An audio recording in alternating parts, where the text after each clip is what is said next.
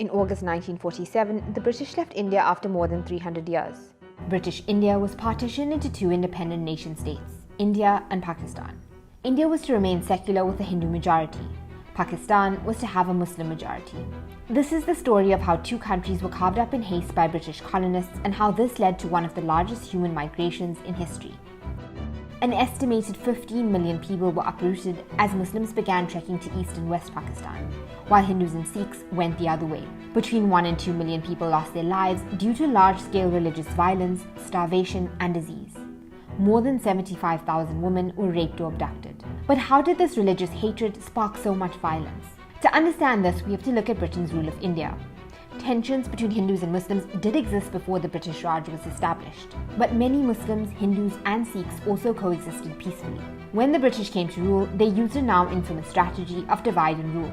They enforced specific measures like the scientific census in 1871 and the formation of a separate electorate for Muslims, which led to the evolution of rigid religious identities. These identities became more important than language or ethnicity and were used to pit people against one another so that the British could consolidate their own power. Mistrust between Hindus, Muslims, Sikhs, and Christians began to grow. How did this lead to the country being partitioned? Indians had long wanted independence from oppressive British rule. During World War I, Britain introduced the Defence Act of India, which gave them indiscriminate power to lock people up without trial and restrict freedom of speech and movement. In 1919, British soldiers massacred unarmed Sikh men, women, and children who had gathered to celebrate the Sikh New Year in Jallianwala Bagh. Some say the massacre marked the beginning of resistance against colonial governance. But to understand how and why the country was partitioned, we also need to understand the political players at the time. This is Jawaharlal Nehru and Mahatma Gandhi. They were leaders of the Congress, a Hindu-dominated secular political party which spearheaded the independence movement. They wanted a united, secular India. This is Muhammad Ali Jinnah. He was the leader of the Muslim League. He also wanted independence and initially backed Hindu-Muslim unity. But by the 40s this changed and he wanted an independent state for Muslims. In 1939, Britain dragged India into World War II. Most Indians were not happy about it. Nehru and Gandhi refused to fight.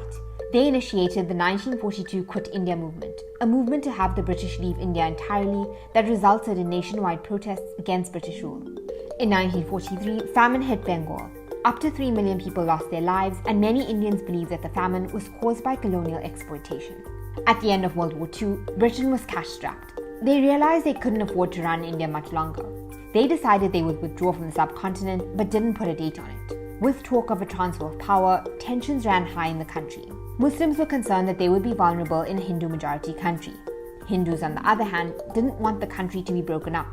The Muslim League called for a strike in Kolkata to demand a homeland in August 1946. The protests went bad and sparked the Great Kolkata killings. Between 4,000 and 10,000 people were killed in the riots. It also sparked riots and killings in other parts of the country. The British were afraid that this kind of violence would lead to a civil war. They decided that they wanted to speed up their exit from India and wash their hands of any potential conflict. The British PM announced that India would gain its independence no later than July 1948. But all that changed when a new viceroy to India and minor royal, Lord Louis Mountbatten, was appointed in March 1947. His job was to resolve the issue of partition by negotiating between Nehru and Jinnah and try to get Britain out of the country as soon as possible. In June 1947, he made a shock announcement. The country would be partitioned. India would be independent by August 1947, almost a whole year earlier than intended. But who would divide the Indian Empire? This is Cyril Radcliffe. He was the British lawyer tasked with breaking up India by taking into consideration religious differences and railways and canals. He had never travelled anywhere east of Paris before he was flown to India and given 36 days to carve up the map of South Asia. Radcliffe drew the line which cut the states of Bengal and Punjab into two. He didn't award the princely state of Kashmir to either country. He later admitted that he relied on outdated maps and census reports because it was too hot to undertake fieldwork in June. Radcliffe finished 2 weeks before independence, but the viceroy decided to keep the borders of the new country a secret till after independence. On the 14th of August 1947, Pakistan declared its independence. A day later, so did India. At the time, neither country knew where the borders were. The British Army, which had suppressed Indians and crushed revolts, exited India after more than 300 years with hardly a shot fired and only 7 casualties. But they left two countries in complete turmoil. Partition unleashed a wave of bloodshed. One of the central flashpoints was Punjab. People who suddenly found themselves in the wrong country had to flee from their ancestral homes, on foot, on bullock carts, or by train. More than 7 million people traveled from India to Pakistan. Another 7 million people traveled from Pakistan to India. Mobs hid in the bushes along the way, waiting to slaughter people. Muslims, Hindus, and Sikhs killed one another. Many of the refugees succumbed to hunger or thirst or were murdered along the way. Train carriages, dubbed blood trains, which carried refugees, often arrived at their destination with corpses. Women were raped and abducted. Many of the victims were mutilated and had their breasts cut off. Pregnant women attacked by mobs had their bellies cut out of them. Even children weren't spared. Some women were killed by their own fathers and brothers so they wouldn't be captured.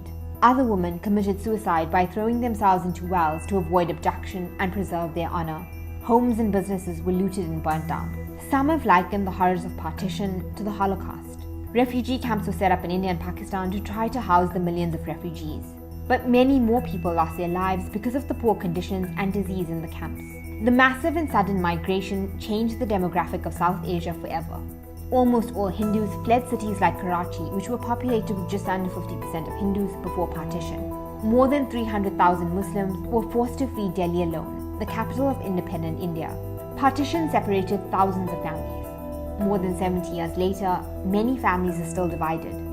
Pakistan and India remain bitter rivals.